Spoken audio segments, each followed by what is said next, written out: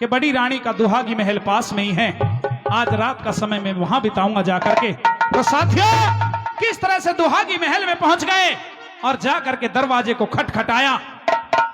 जब दरवाजे की आवाज आई तो रानी सुनीति उठकर के दरवाजे पर पहुंची और फाटक को जब खोला, राजा को देख करके आंखों में आंसू आ गए और किस तरह से कहने लग जाती है, महाराज इतने दिनों के बाद आज कैसे मेरी याद आई। क्या रागिनी के बोल हैं। आइए मैडम राधा चौधरी आपके बीच में रखेंगी, एक बार जोरदार तालियों से सम्मान करेंगे, जोरदार तालियों से। आइए।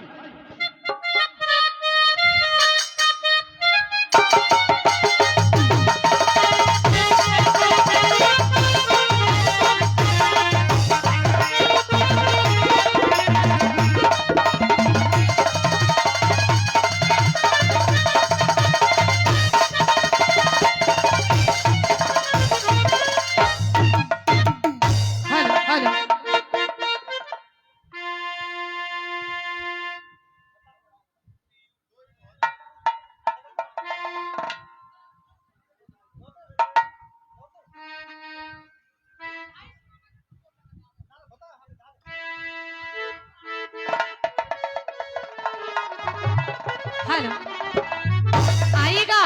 कैसे रानी सुनीति क्या कहती है, सुनेगा।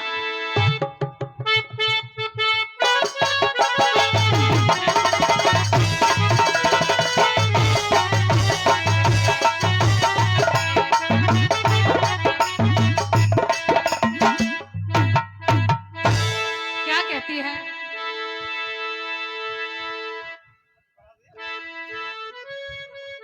क्या कहने लगी, सुनेगा। हे रसूती उठ के देखने लागी,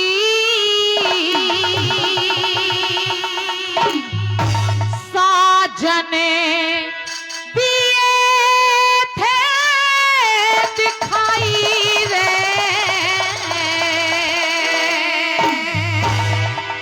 अड़े क्यों कर आ गया मेरी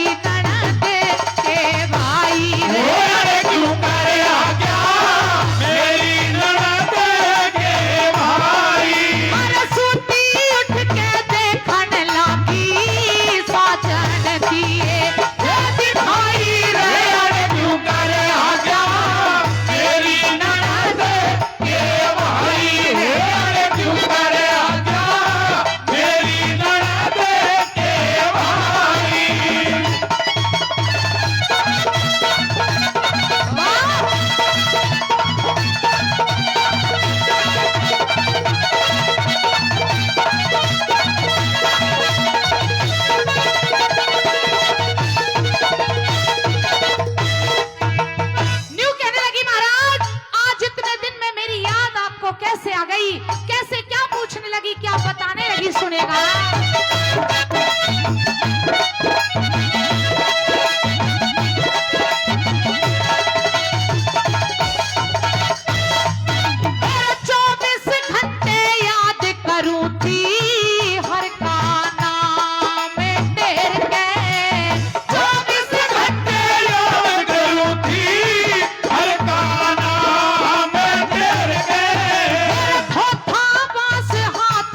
चल्या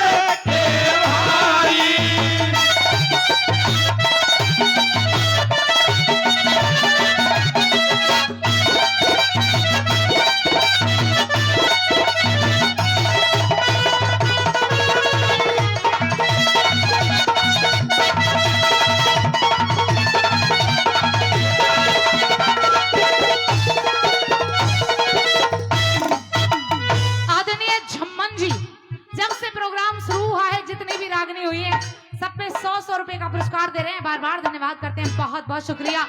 आइए, कैसे क्या कहने लगी रानी सुनीति।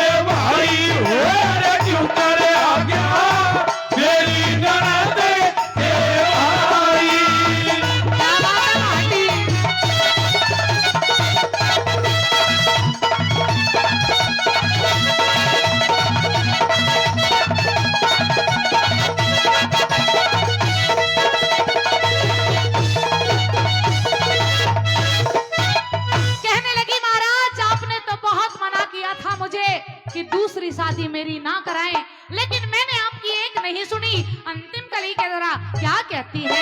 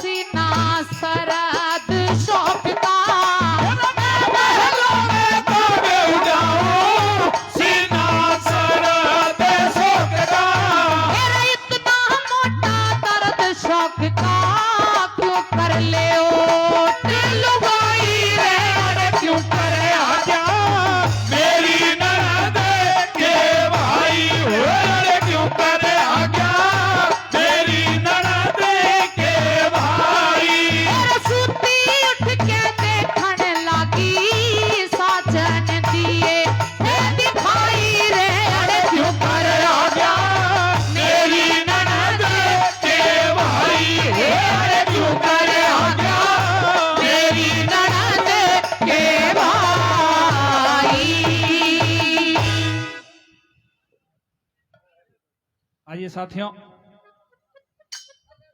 किस्सा तो बहुत लंबा है, लेकिन अब किस्से को संपन्न करेंगे, समय भी हो आया है।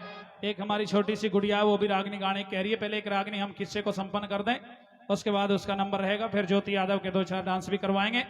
तो साथियों, रात का समय बड़ी रानी के साथ में राजा उत्तानपाद ने बिताया।